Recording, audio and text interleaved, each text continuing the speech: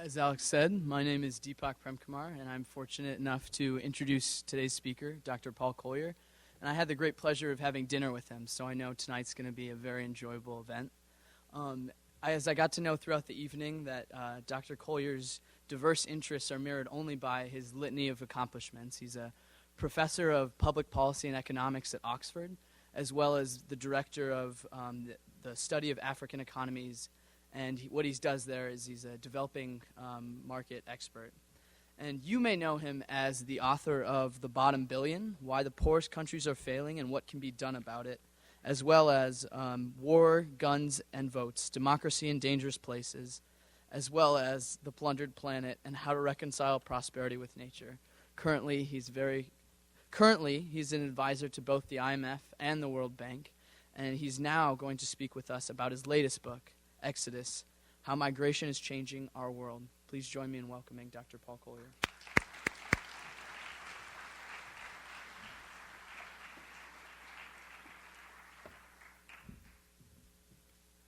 Well, I just discovered you've got Bill Bryson coming. He's a great Iowan who I much admire, and I've never met him. I was just thinking, I wish I was going to be here then, right?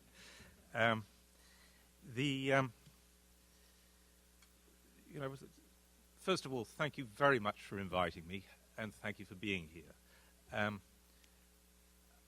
going to talk about the transformation of poor societies and what it takes to transform them. And I'm going to talk about three transformations: the economic transformation out of poverty, and the political transformation out of powerlessness, and the cultural transformation out of an environment of distrust and opportunism. Recently I've written two books. Just finished one on migration, which came out last week, and then most of my work has been actually about the book I wrote before that, The Plundered Planet, which was about natural resources. And so I thought tonight I'd try and bring those two sets of ideas together. They're both books are about powerful forces in the world: natural resource exploitation and migration. And I thought, I wonder how those affect the chances of the three transformations out of poverty, out of powerlessness, and out of dysfunctional culture. And so that's the agenda for tonight. I should say I've never given this particular lecture before, so whether or not it's interesting for you, it'll certainly be interesting for me. And I may never give it again. So we're going to start with that economic transformation. And it's a transformation for the poorest societies. A lot of my work is on Africa, or at the moment I'm also working on Timor-Leste and East Asia, Haiti, in your region. And these societies are, we used to have this concept of developing country. And the point I was trying to make in writing The Bottom Billion was that that's a nonsense category nowadays. That there's most people who live in what we used to think of as developing countries are catching up very rapidly. People in China and India, Indonesia, Brazil, they're catching up, right? Of course, the last few years, we've helped them by slowing down. In fact, Europe's helped them by going the other way. But that's not true of all societies. There's a group of societies, which I call the Bottom Billion, about 60 or so countries, that are not catching up. They've been doing a bit better the last few years, but if you take a longer view, they've been diverging from the rest of mankind. So, let's have a look at how these two powerful forces of natural resource extraction and migration are affecting the chances of the poorest societies breaking out of poverty. And let me start with natural resources. And the opportunity for poor countries to break into prosperity through natural resources is enormous. And to give you a sense of that, you're going to have to imagine that this part of the room is the typical square mile of the rich world, the OECD, and that part of the room is the typical square mile of Africa. Yeah? And we're going to lift the floorboards up, and underneath the typical square mile of the rich world, there's about $300,000 worth of subsoil assets. Oil, gas, gold, that sort of stuff, right? $300,000 for the rich world, typical square mile. And now we're going to turn to Africa, and we're going to do the same thing, lift the floorboards up. And what's underneath? And to make it more fun, at least for me, instead of me telling you, you're going to tell me. Right? And to make it manageable, I'm going to give you a choice. So that square mile of Africa, we've got $300,000 over here. Right? That square mile of Africa could be less than $300,000, or it could be more than $300,000. And you're going to vote on it. Right? So everybody who thinks it's less than $300,000, hands up now. And everybody who thinks it's more than $300,000, hands up now. And I'm pleased to see that 3 or 4 people had read The Plundered Planet. You're nearly all wrong, which is why you'll remember this. You're in good company. I must have asked this of cumulatively many thousands of people, and it's running about 98% the way it did tonight, right? Including, I should add, I've given this talk to professional investment managers. Once I had $4 trillion of assets under management in the room, like your pensions, and they all got it wrong. Right? So I found that quite worrying, because one of the guys in the audience was the head of my pension fund. And I thought he should know better. You know? The right answer is $60,000, a fifth of the rich world. Right? So we think of Africa as resource rich, but according to those numbers, it's resource poor. Now, what's going on? First, I should say, those figures were for subsoil assets discovered as of the year 2000.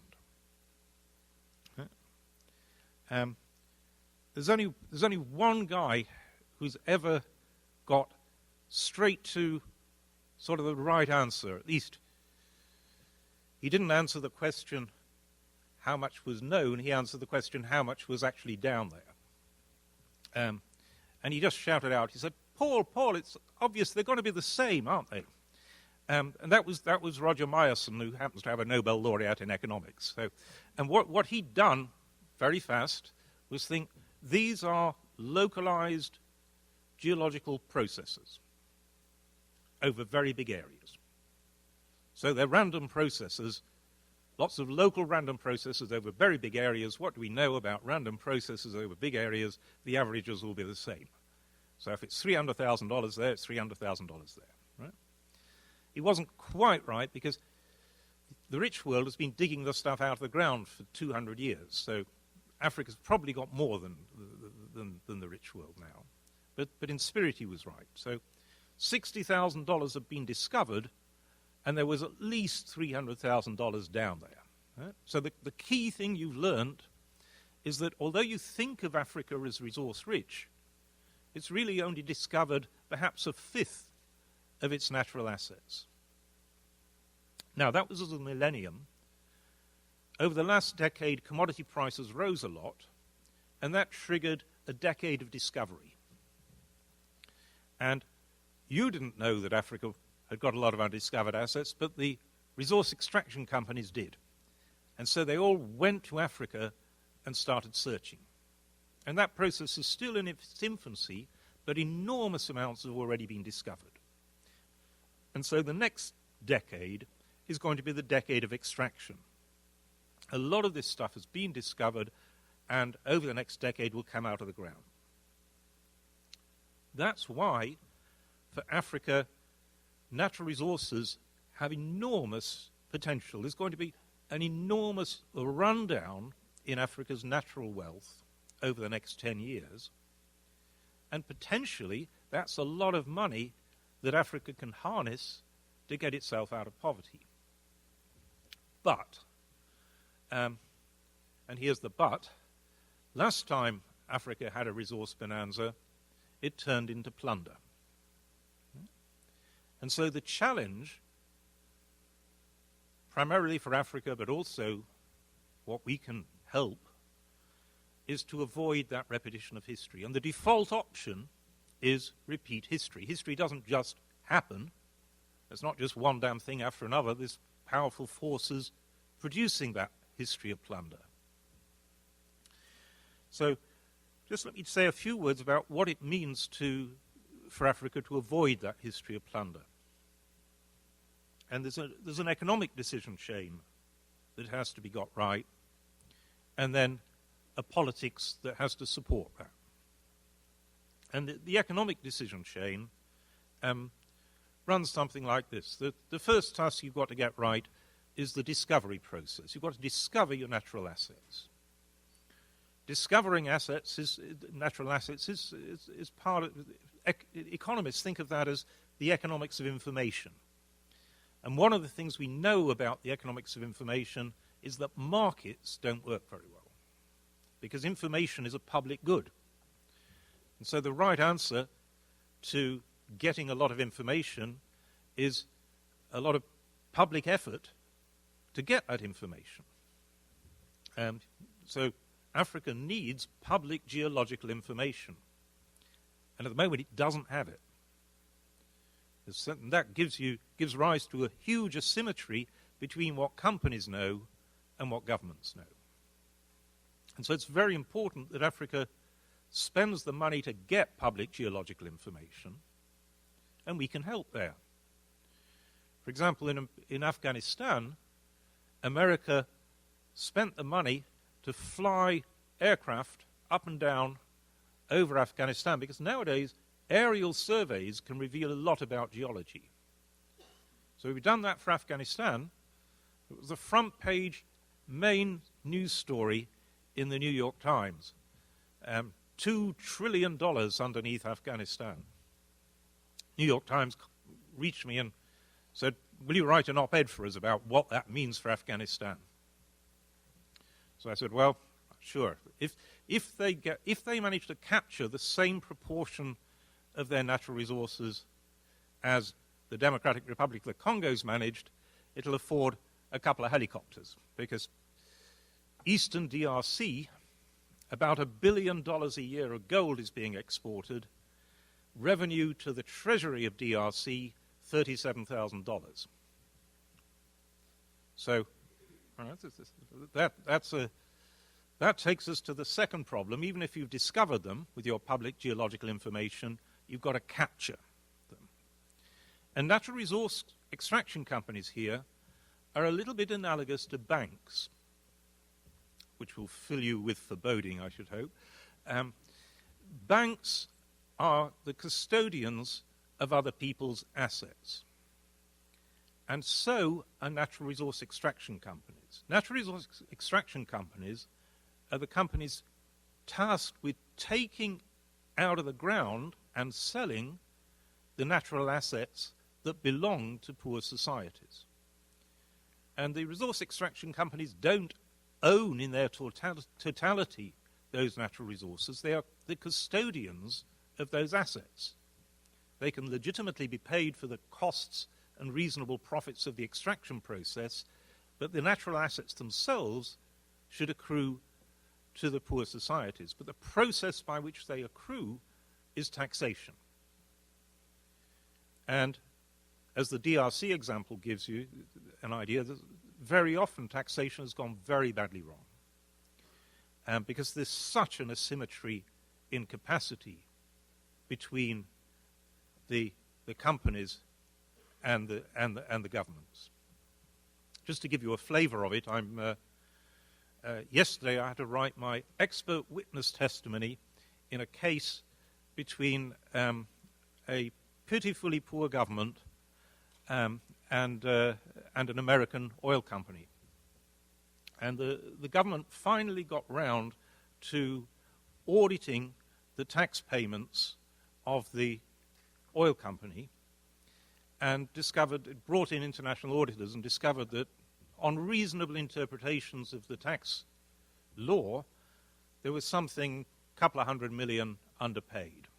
So the finance minister sent the bill to the company, and the company turned round and sued the government. So the government is having to defend itself in a court case, hence my expert testimony for the defense. But that's the sort of thing that these poor countries are up against at the moment. General principle for taxation is try and tax what you can observe, and if you're going to tax it, build the capacity to observe it. So we've discovered, using public geological information, we've done our best to tax. Then we've got to think, how do we get the balance right between spending on current needs and saving for the future? And finally, if we're going to save for the future, what do we do with those savings? Do we invest them abroad, or do we invest them at home? And the poster child for what to do at the moment is Norway, which gives it to your bankers. And that's not a bad idea for Norway, because Norway already has accumulated more capital per worker than any other country in the world. But Africa ain't Norway. It's got less capital per worker than anywhere else in the world, and so it desperately needs investment in the country. So there, in a nutshell, is the economic decision chain for natural resources. What's the politics that would bring that about? And the politics is partly that the society needs some rules. It needs some institutions, which are teams with capacity and a mandate to implement those rules. But above all, it needs a critical mass of citizens who understand the issues and can hold the government to account, understand and scrutinize government. And at the moment, the typical resource-rich poor country doesn't have that critical mass of informed citizens who are empowered to scrutinize what the government is doing. Africa didn't have that critical mass of citizens last time, and that's why the default option was plunder. So the task now is to build that critical mass of informed citizens so that Africa doesn't repeat history. So much for economic transformation through natural resources. What about economic transformation through emigration? And migration transforms opportunities for the migrants themselves, but what does it do for the people left behind? And the deep historical evidence is not very encouraging. The deep historical example is Ireland, and probably some of you are descended from Irish immigrants who came here and indeed transformed their opportunities. But it took Ireland 150 years of continuous mass emigration before it started to turn round, because Ireland was draining its young and energetic people. And so that process doesn't necessarily do a lot for the people left behind. It's actually a bit more complicated than that. Partly there's a lot of research now on whether there's a brain drain, which is your first thought, or conceivably a brain gain. And the brain gain can happen if the fact that people can leave for opportunities, if they get education, provides an incentive for a lot more people to get education than then choose to emigrate. And so in some societies you end up with a brain gain and not a brain drain. Can we say which societies get brain gain and which get brain drain? Well, in fact we can, and it's predicted by a very simple feature of the society, which is how big it is. The big societies, China and India, only a small proportion of their people emigrate. And so they're at the range where migration produces brain gain. There's that chance of going abroad, and that stimulates education across a lot of people, and only a few people leave. And then quite a few of those people who leave go back, and they bring skills with them. So China and India have gained enormously from the migration process. But at the other end of the scale is somewhere like Haiti, a lot of little countries where an awfully high proportion of young, educated and energetic people leave. In Haiti, it's something like 85% of the educated young leave. And that's brain drain. It's not possible, with that scale of emigration, it's not possible for the society to get started. Each time it trains people, they leave. And so what it's left with is the energetic, the dynamic, the educated leave. They send remittances, but remittances are a sort of palliative. They stop people starving, but they don't develop the country. So both natural resources and migration come out with sort of a mixed picture. They're a two-edged sword as far as this process of economic transformation is concerned. Let me turn next to political transformation. And there's a famous new book by Acemoglu and Robinson called Why Nations Fail, and they've got a fairly reasonable diagnosis of what transformation do you need politically. And it's for, they diagnose it as what's needed is a centralized and inclusive state. And a centralized state doesn't mean all power is there in Washington or wherever, but it means that the government is in physical control of its territory. So sufficient centralized security apparatus. And inclusive, in the Acemoglu and Robinson sense, it means representative democracy. It means the elite acting in the interests of ordinary people. I'd be inclined to go a little bit broader than representative democracy. I think the other way you can get the elite acting in the interests of ordinary people is if the elite shares a strong sense of identity with ordinary people. So I'd be prepared to say that China, although it's not a representative democracy, the elite is sufficiently closely identified with ordinary people that broadly it's doing things that benefit everybody. So that's where we want to head to, a centralized and inclusive state. And now we certainly don't start there.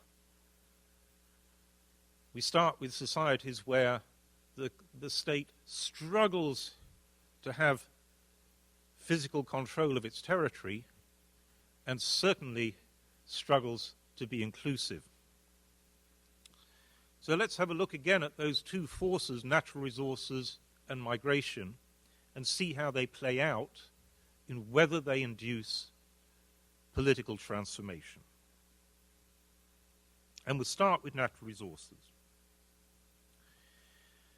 Do natural resources help to build a centralized state, a state in secure control of its territory. Quite the opposite. Quite the opposite. Natural resources are always discovered somewhere, not everywhere. Right? They're valuable, but they're not spread thinly like butter over a slice of bread. Right? There's a pot of them here, and there's a pot of them there, and there's nothing everywhere else. Right? Last month, I teach a course for governments on how to manage natural resources. And last month I had the finance minister and natural resource minister from Somalia for a week with me. And they were focused on one overwhelming problem. Somalia is barely together as a country. Right? And their core task is to try and pull people together so that it becomes a nation. Meanwhile, natural resource companies are flying in and saying, we think there's valuable stuff somewhere in Somalia. And they go to the federal government and say, will you give us the rights to prospect on our terms? And then they say, if you don't, it doesn't matter. We'll just go to the regional governments and get the rights from them. And so their biggest fear is that natural resources are going to pull Somalia apart, further apart, before they've had a chance to pull it together. And that's a very real danger. There's a great was a great first president, founding president in Africa, Sir Seretse Khama, who was the first president of Botswana. And one of his achievements was to solve that problem. And he solved it because he was smart enough to anticipate it. When he became president, Botswana was the poorest country in Africa. It was a landlocked desert with nothing. Just poverty all the way down. And so Seretse Khama knew that there was going to be prospecting, but what he did was go around all the clan leaders with the following narrative. He said, we have nothing. And so let's agree that anything we do find belongs to all of us. Now that used what some of you will have come across, John Rawls' theory of justice. And one of John Rawls was a great, great philosopher. And one of his techniques is what's called the veil of ignorance. Try and put yourself behind the veil of ignorance. And Sir Seretse Khama recognized that the great way to be behind the veil of ignorance was to get agreement before you knew the geology. And that's what he did. And those clan leaders all recognized that the sensible thing was to share the resources equally because they didn't know where they were. And what's going to happen in Somalia is the opposite. The resource extraction companies are going in and tearing apart that veil of ignorance before the society's got agreement. So, will natural resources build a stronger centralized state? Quite the opposite. There's a big danger that they weaken. Will they build an inclusive state? Well, again, the danger is quite the opposite. And there's two reasons, I think, for that danger. One is that, as Americans discovered, the best way to insist on representation is if you're taxed, right? So if you're taxed, that provokes you into demanding representation. And one problem with the resource-rich countries is they don't need to tax their citizens. The money's coming out of the ground instead of out of citizens' pockets. A friend of mine used to be the economic advisor to the president of Nigeria, and he went round the 36 states of Nigeria, and when he came back, he said, I've noticed a pattern that the more corrupt is the governor of the state, the lower are the state taxes. And that's because half of the oil money in Nigeria is distributed to the 36 state governors. So they're responsible for billions of dollars each year. And the corrupt ones just want a quiet life. They want the citizens off their backs. And so the last thing they want to do is provoke trouble by taxing them. The best governor in Nigeria, Governor Fashola of Lagos, actually Lagos isn't allowed much in the way of oil revenues. The other states have conspired to deny it oil revenues, but he's built a system of raising taxes but spending money accountably. He just got re-elected with 80% vote because people like that. So, one reason why you get weakened accountability is low taxes. And the other is there's very big incentives for low accountability because there's money pouring into the state coffers which crooks want to loot. And so you attract crooks in to the polity and you weaken accountability. So on both sides you get a worse motivated elite and less pressure from citizens. So much for natural resources. How about migration? And migration is a two-edged sword. Emigration can drain from the society the people who are most energetic and disaffected. And a good example of that recently is Zimbabwe. Zimbabwe was so badly run by President Mugabe that over 1 million Zimbabweans left. And it's a fair bet to say all those people who left wouldn't have voted for him. But he's just won an election because the people who stayed were more passive and they were easier to cajole into support for the big man. So emigration can reduce the pace of political reform, but it can also speed it up. And the process which really speeds it up is when students leave, come to the developed societies, and go back. And there's now very good research evidence that returning students become a process for political pressure and political reform. Some of those returning students then become leaders themselves. And there's also good evidence that educated leaders make better leaders. And so the migration that brings people to universities like this, and then they go back, that is a very powerful process for political transformation in poor societies.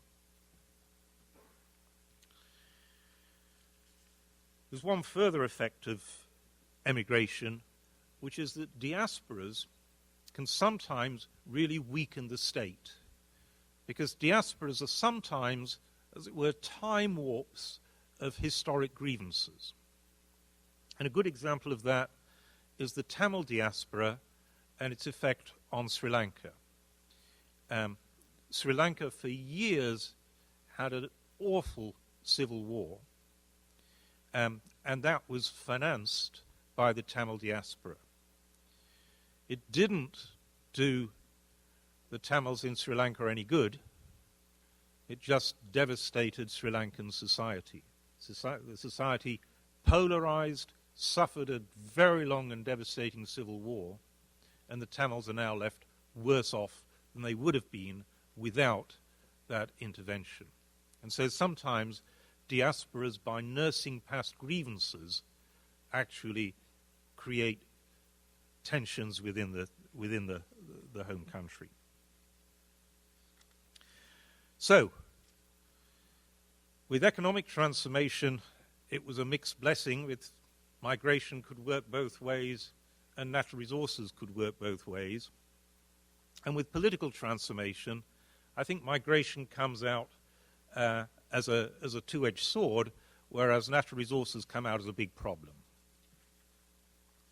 Finally, let me say a few words about cultural transformation, and then I want to turn to what we can do. So, what do I mean by cultural transformation? We're taught, and you can see why we're taught, to respect other cultures. But not all cultures are equally functional, certainly when it comes to economic development. And so the process of economic development needs a process of cultural transformation. The high-income societies have built cultures where people, by and large, trust each other, tolerate each other, cooperate with each other, and are generous to each other, to varying degrees. Not all high-income societies are the same, but we've learned to live with each other peacefully. Many of the poorest societies, none of that is true. People haven't learned to trust beyond the family or beyond the tribe. They haven't learned to tolerate across religious or ethnic differences, and they haven't learned to cooperate to provide public goods, and they haven't learned to be generous to the needy.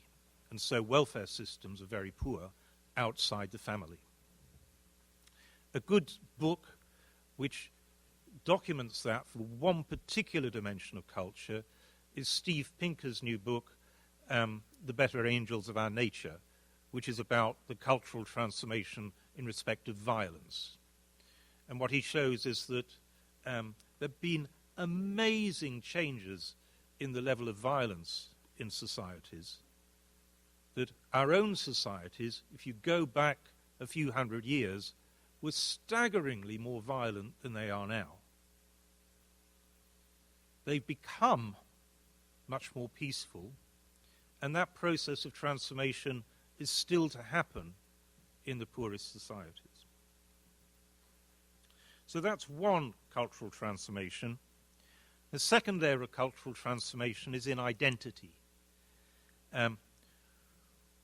One level of identity is building a sense of shared identity in a nation, which President Khama did in Botswana, President Nyerere did in Tanzania. But they're unusual. President Nyerere systematically went about building a sense of nationhood. The first thing he did when he became leader of an independent nation is he stepped down from being the leader, and he took a year to go round the 130 tribes in his country, because he said, I haven't got a country, I've just got 130 tribes. And he went round talking to tribal leaders to say, you're Tanzanians. He introduced a common language, Kiswahili, a common education system, and as young people got jobs in the civil service, he made sure that they were moved so they weren't civil servants in their home region, they were moved to other regions. All sensible tactics for building a sense of nation. So that's one layer of identity at the level of the nation. There's another layer of identity, which is at the level of the firm. George Akerlof, who's a great Nobel Prize winner, wrote a little book a couple of years ago called Identity Economics, a marvelous little book, And what it was mainly about was whether workers identify with their firm. And his examples were mainly drawn from America, where he showed that some pretty mundane activities, still a good firm manages to inspire workers to identify with the objectives of the firm. I came across that most forcefully some years ago when I taught a radical young working class kid who, when he'd finished his education with me, he basically wanted to go and burn down the capitalist world, but he couldn't find a job doing that, and so he had to go and get a job with a soap powder company marketing soap powder, Unilever. And I kept in touch with him. He came to stay with me a couple of years later, and all he wanted to talk about over the weekend was the excitement of doing battle in marketing soap powders. And he explained to me the intricacies of what you had to do, how difficult it was. And then he said something which was very revealing. He was working for Unilever, and he said, of course, I could never work for those guys, Procter & Gamble, which is your guys, right? But what that revealed was he'd actually internalized the objectives of being a Unilever man, and it had taken Unilever only 2 years to transform him from somebody who wanted to burn Unilever down to somebody who wanted to fight the good fight against Procter & Gamble. Now that transformation of objectives, is almost too powerful. But what it tells you is Unilever is a brilliant firm at making workers internalize the objectives of the firm. Now, let's move from soap powders to education. And let's move from America to Africa. Right? Earlier this week, I was part of a presentation to a team of Ugandan ministers on the education sector in Uganda. And here's the figures. Teachers were given a test to see whether they could pass the test that they were teaching on English, whether they could pass it at a decent standard. 4% of them could. Maths, 30% of them could. How many hours a day did these teachers teach? They were paid for 7.5 hours a day. They're actually in the classroom for 2 hours a day.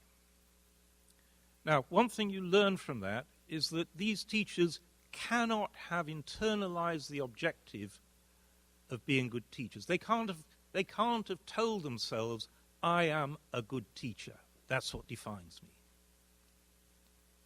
They needed the Unilever treatment. Right?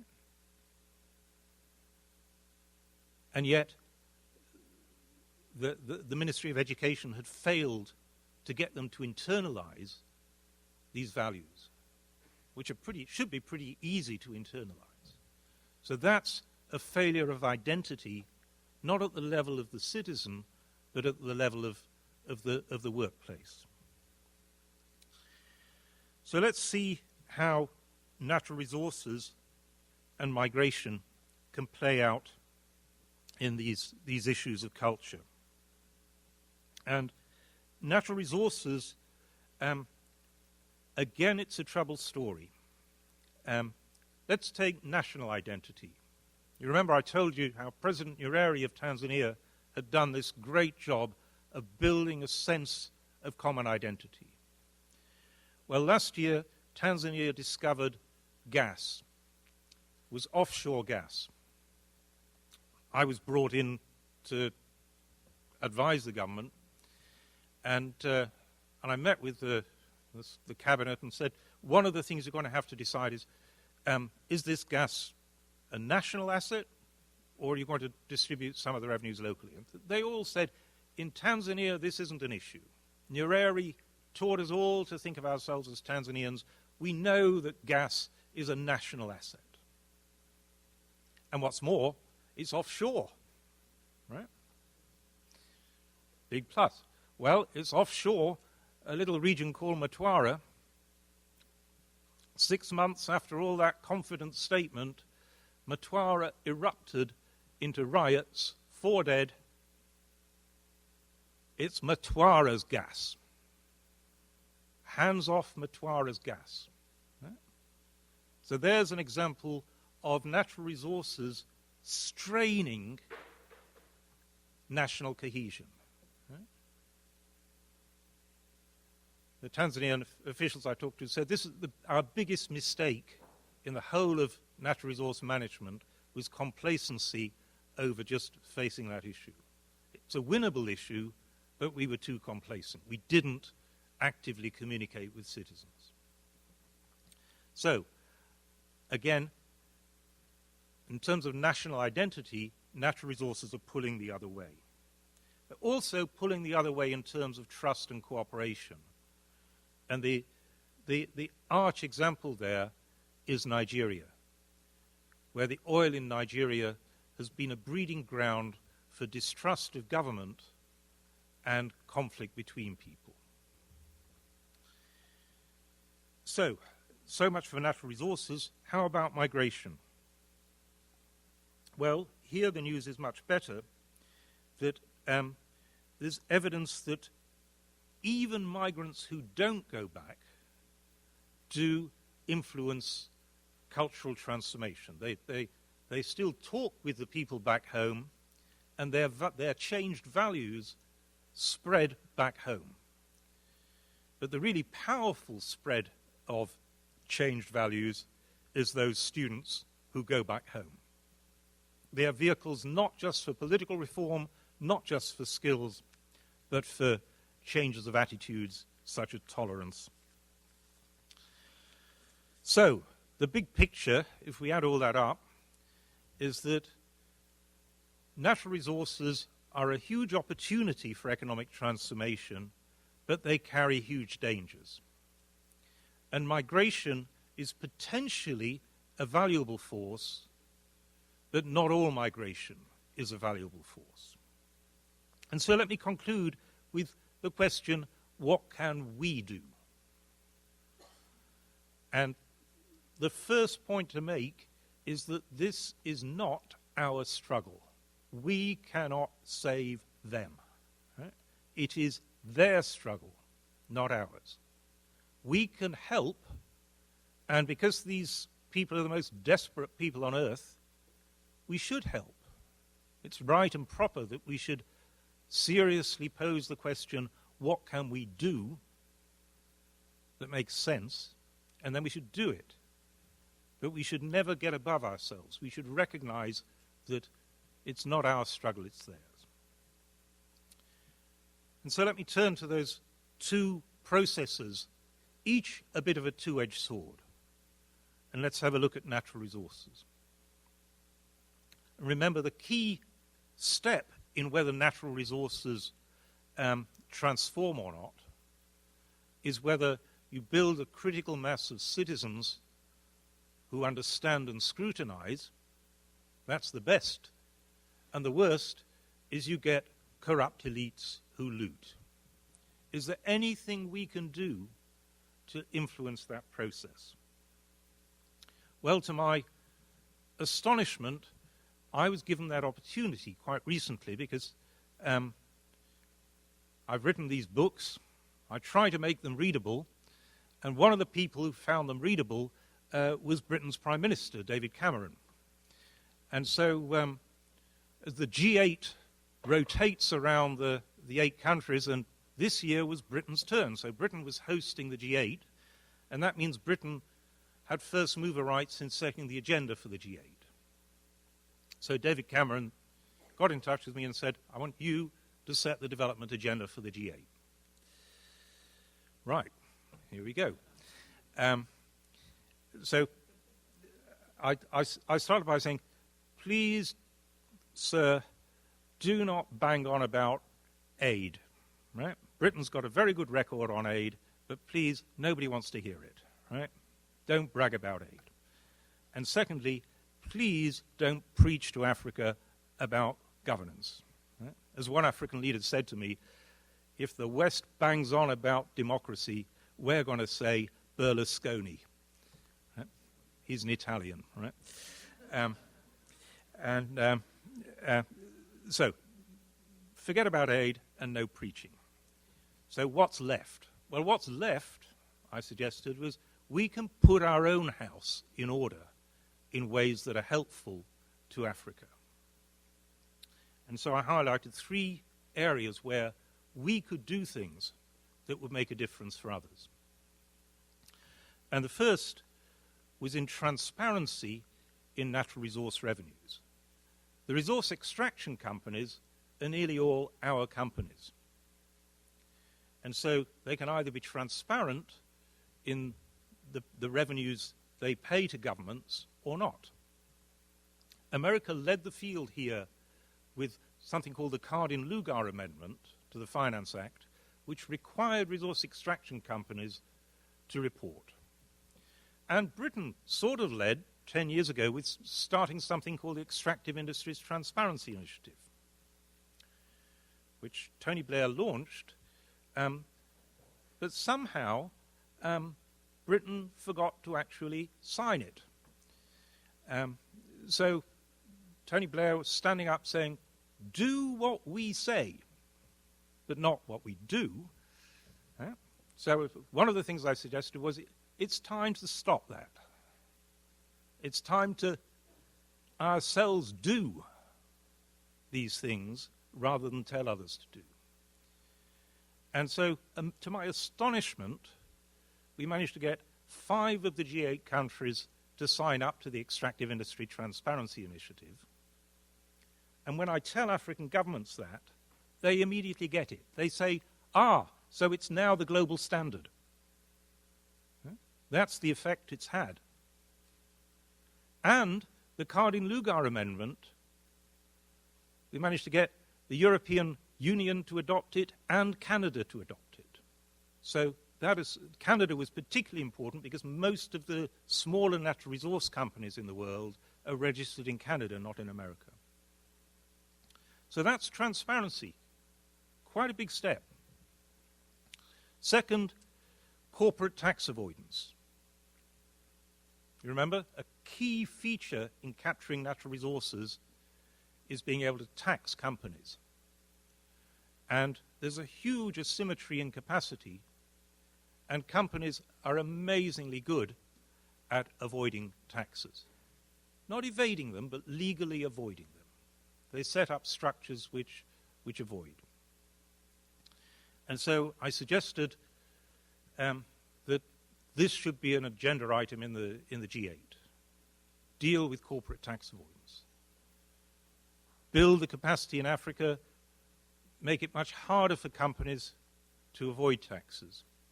And when I first said that, the officials in the Cabinet Office in Britain looked a bit sick because they said, we're just trying to present Britain as a low corporate tax environment, so it doesn't fit very well. To his enormous credit, David Cameron himself got it straight away. He made a great speech in Davos in front of a huge business audience, which said the only way that Britain is going to be a low corporate tax environment is if you all pay the full taxes that are due.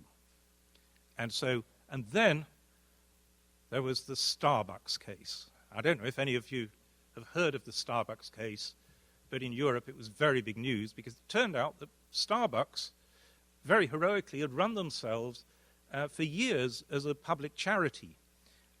They'd sold a huge amount of coffee and made no taxable profits at all. There was another company called Starbucks Netherlands Antilles, which seemed to be hugely profitable, and they were selling the rights to the name Starbucks to Britain and elsewhere in Europe. Seems a perfectly sensible way of running your company. When that scandal broke in Europe, suddenly fixing corporate tax avoidance shifted from being politically rather difficult to being politically absolutely essential. So I think Starbucks deserves the Development Award. And then the final component of the G8, which I really need your help on, was fixing corruption. Now, 70% of ground corruption in poor countries is channeled through legal structures called shell companies. Shell companies are companies whose true ownership cannot be established. It's hidden, and they have bank accounts in places like the Cayman Isles, and that's where the corrupt money is held. And it cannot be identified or recovered. That has to be broken, and there's nothing that Africans can do about it, because the people who are doing it are the lawyers in New York and London and the banks in especially the British Overseas Territories. Again, to his great credit, Cameron convened the first ever meeting of the heads of government of the Overseas Territories, all 18 of them, and he told them, you have got to accept transparency. You can no longer be secrecy havens. And they all signed up to a commitment that those secrecy havens would end. And that takes us to the lawyers. The lawyers are here and in London. And what we have to establish is that beneficial ownership of companies has to be ascertainable. Governments have to keep records of beneficial ownership. It is frankly absurd that companies are being formed whose ownership we cannot discover. Not just public can't discover, the government can't discover. So that was the third component of the G8. I was actually at the G8 lunch, and I pitched these things. And at the end of the lunch, President Obama came up to me and said, I want to assure you that I'm personally committed to this agenda. And I said to him, well, the part that I think is the most important for you to try and deliver on is beneficial ownership. And he said, yes, but there'll be a lot of pushback. Now, there needs to be a lot of pushback against the pushback, and that's where you come in, please. That those lawyers are defending their own interest, but it's not America's interest. America has no interest in the concealment of the true ownership of companies. So that's what we can do as far as natural resources are concerned. And finally, what can we do as far as migration is concerned? And what we can do is expand the education of students from the poorest countries. They need to come to places like this. Now, I have to say, at dinner tonight, I think as the dean said, well, you know, we used to have a lot of students from Africa. And then the Cold War ended, and funding for those students dried up. We no longer needed to win the battle of influence. Right? Well, you don't need to win the battle of influence, but we do need to win the battle against poverty. And migration, for people to get education and go back and help transform their societies, is a really important process, and you can all be part of it. Thank you very much.